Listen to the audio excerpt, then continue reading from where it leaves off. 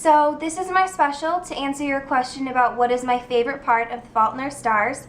So to add some interest instead of just me talking the entire time, I'm going to be putting on the screen a bunch of pictures and artwork that I've seen that I've loved from The Fault in Our Stars. Now, I don't own any of these pictures, I didn't create any of this artwork, but if somehow one of the viewers did create some of these and would like credit for it, feel free to just comment below and I will make sure that you are properly credited for that.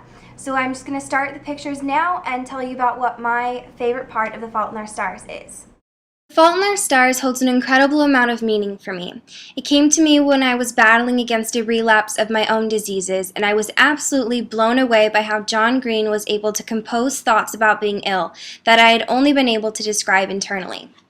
My favorite part was difficult to figure out since I can find every word of John's book absolutely relevant, even now. Also, I know you won't mind Haylie, but to our viewers who are possibly wondering why I'm choosing to speak of the author by his first name instead of his last, I have an answer for you. While I would in any essay, I'd like to think that after reading his books, speaking to him, if not briefly at the TFIOS tour, and watching every single one of the Vlogbrothers videos, I'll put the link below, that he is a friend of mine. So I don't want you to think that I'm being disrespectful, but I can't help but feel exactly like how Catherine Mansfield describes that every true admirer of the novels cherishes the happy thought that he alone, reading between the lines, has become the secret friend of the author. Sorry for the tangent. Okay, back to the question. What's my favorite part of TFIOS? When I first read the book, I was completely involved with Hazel's side of the story, since it was so relevant to what I was facing at the time. She didn't want to do harm on others. She didn't want to be remembered as only fighting against the inevitable result of cancer. She wanted more than that. But even she knew that her life hung between the balance of life and death, that even telling your diseased body parts to keep your shit together and wanting more than just to die of cancer, she couldn't avoid the pain. She couldn't be courageous 24/7, and that's a side of disease that most don't like to think about, when the person breaks down, when they just don't want to fight anymore. At one point, Hazel says, I had been poked and stabbed and poisoned for years, and I still trod on. But make no mistake, in that moment, I would have been very, very happy to die. This is what I knew when I first read the book, and I was overwhelmed with emotions that someone finally understood that even the strong often battle against being weak. The second time reading this, though, I had a different perspective, which made me enjoy the novel all the more and allowed me to see more of Augustus's personality.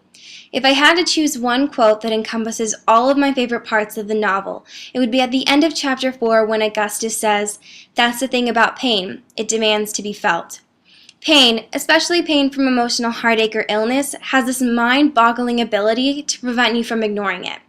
In this novel, John has been able to take these teenagers who, as Hazel Grace says, have a touch of cancer, and show that facing pain and facing new experiences and emotions is unavoidable, but that doesn't necessarily make them negative. Augustus is determined to live a heroic life, to make his mark. He'll purposefully sacrifice himself in video games to save fictional school children in order to reassure him that in some reality he is able to be a hero, even if his cancer prevents him from these actions in real life. What Augustus failed to see, though, is that he made his mark. Even if it wasn't grand, like diving onto a bomb to give the people in danger an extra minute, he made his mark on the world and the people around him. Because you have to feel, even if it hurts, because that's your sacrifice, that's your heroism. Augustus knew what it felt like to fall for someone who was battling cancer. He knows how it can break people, but he sacrificed himself to love Hazel, to take the chance and to change her life. Love is never easy, especially when there are extreme diseases added to the mix, but Augustus and Hazel braved these obstacles to love despite the worries, to demand to feel what love has to offer. They may have stumbled into each other's lives, but they found their wishes in each other, and braving the pain, the anger, the shame, the fear of a less than significant life, it's all worth it. Love and life are worth the pain. Just because you break down, just because you're tired of a difficult, abnormal, unfair life and you scream and cry, you don't become less of a hero.